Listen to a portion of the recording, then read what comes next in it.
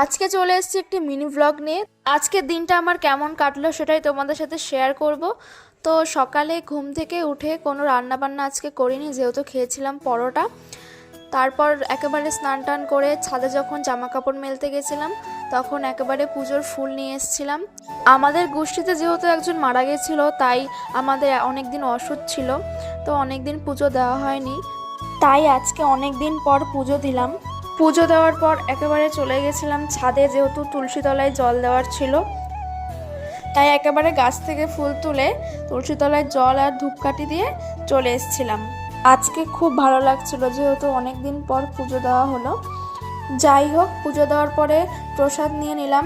তারপর একটু পরে কাকু এসে কেক দিয়ে গেল, যেহেতু লুফির বার্থডে ছিল। লুফি বলতে কাকুদের বাড়িতে একটা কুকুর আছে, তো ওর জন্মদিন ছিল, ওর 3 বছর কমপ্লিট হলো, তাই আমাদের কেক দিয়ে গেছিলো, যেহেতু রাতে যাওয়া হয়নি।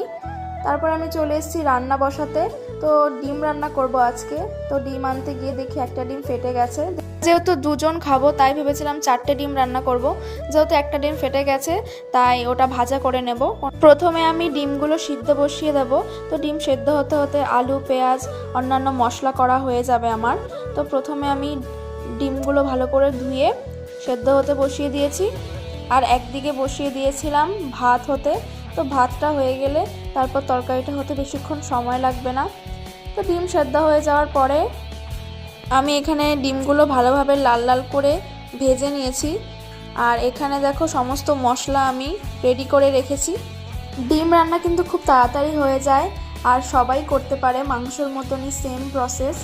তো দেখো এখানে আমি পেঁয়াজগুলোকে লাল লাল করে ভেজে নিয়েছি।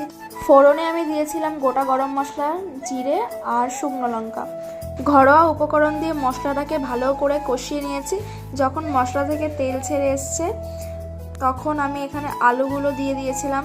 তো আলুগুলোর সাথে মশলাটাকে ভালো করে মেশাতে হবে। ভালো করে মেশালে কি হবে, মশলাটা ভালো করে আলুর মধ্যে ঢুকে যাবে, তো খুবই টেস্টি লাগবে খেতে। তো তারপর কষানো হয়ে গেলে আমি এখানে জল দিয়ে দিয়েছিলাম। তারপর ঝোলটা ফুটতে শুরু করলে এখানে আমি ডিমগুলো দিয়ে দিয়েছিলাম।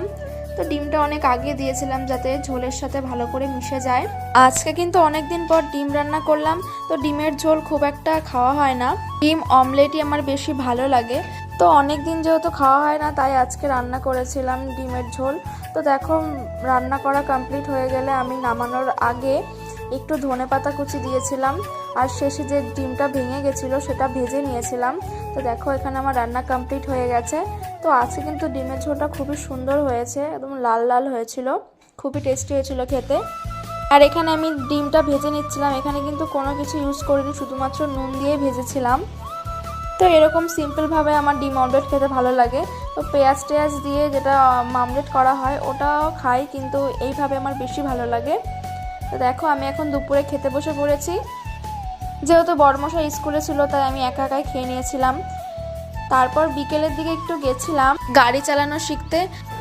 আগেও আমি গাড়ি চালিয়েছি, যেহেতু ভালোভাবে শেখা হয়নি, তাই আজকে একটা মাঠ ছিল বড়, সেই মাঠে গেছিলাম।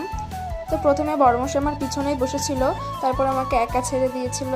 তো আজকে যেহেতু প্রথম দিন ছিল তাই একটু ভয় ভয় লাগছিল, হয়তো চালাতে চালাতে ভয়টা কেটে যাবে।